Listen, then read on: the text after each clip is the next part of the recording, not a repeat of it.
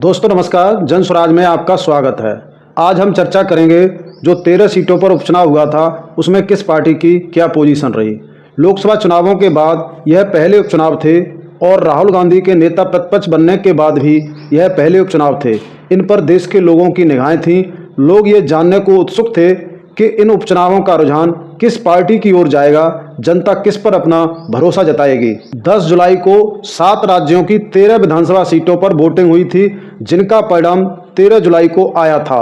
इन 13 सीटों में से 10 सीटों पर इंडिया गठबंधन की बम्पर जीत हुई है और भारतीय जनता पार्टी को केवल 2 सीटें मिली हैं। एक सीट पर निर्दलीय प्रत्याशी ने जीत हासिल की है। आइए जानते हैं किस सीट पर कौन सी पार्टी ने जीत हासिल की है। उत्तराखंड की 2 विधानसभा सीटों पर चुनाव था। ये 2 सीटें थीं मंगलौर, जो हरिद्वार जिले में पड़ती है, और उत्तर प्रदेश के सहारनपुर से लगी हुई सीट है, और दूसरी सीट थी बद्रीनाथ। इन दोनों सीट पर कांग्रेस ने जीत हासिल की है। मंगलौर सीट पर पहले बहुजन समाज पार्टी का विधायक हुआ करता था, यह कांग्रेस ने अपने पाले में कर ली है। हिमाचल प्रदेश की 3 सीटों पर चुनाव था, जिनमें देहरा, हमीरपुर, नालागढ़ विधानसभा सीटें थीं, जिसमें देहरा पर हिमाचल प्रदेश के मुख्यमंत्री सुखविंदर सुक्खू की पत्नी कमलेश ठाकुर ने जीत हासिल की है। हमीरपुर विधानसभा सीट पर भारतीय जनता पार्टी के आशीष शर्मा ने जीत हासिल की है। नालागढ़ सीट पर कांग्रेस के हरदीप सिंह बाबा जीते हैं। इस तरह हिमाचल प्रदेश में कांग्रेस की सरकार पर जो खतरा मंडरा रहा था वह कुछ समय के लिए टल गया है। हिमाचल प्रदेश की 70 सीटों में से कांग्रेस के पास अब 40 सीटें हो गई हैं। मध्य प्रदेश की बात करें तो मध्य प्रदेश में केवल एक सीट पर उपचुनाव था। यह सीट कमलनाथ के क्षेत्र छिंदवाड़ा में थी और सीट का नाम था अमरवाड़ा।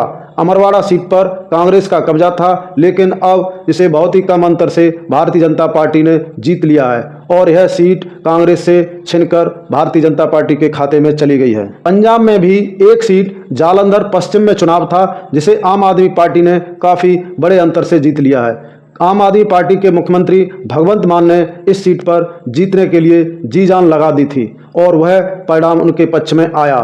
तमिलनाडु की विक्रावंडी सीट पर इंडिया गठबंधन की पार्टी डीएमके ने जीत हासिल की है।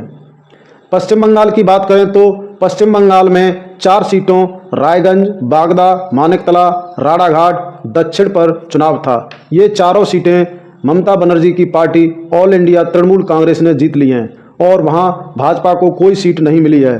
बात करें इन 4 सीटों में से भारतीय जनता पार्टी के पास पहले कितनी सीटें थीं, तो भाजपा के पास इनमें से यानी 4 सीटों में से 3 सीटें थीं।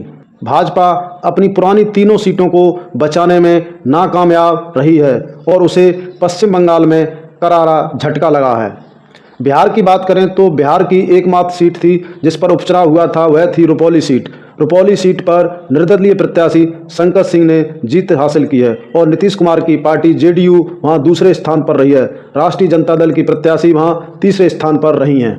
इस प्रकार हम देखते हैं कि इंडिया गठबंधन की जीत का ग्राफ धीरे धीरे बढ़ रहा है। 13 में से 10 सीटें जीतना मायने रखता है।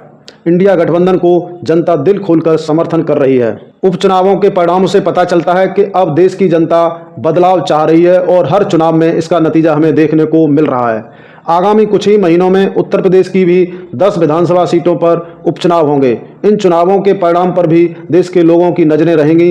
ये चुनाव परिणाम भी बताएंगे कि उत्तर प्रदेश की जनता अब किस नेता पर भरोसा करने वाली है और आगामी अपनी सत्ता किसे सौंपने वाली है।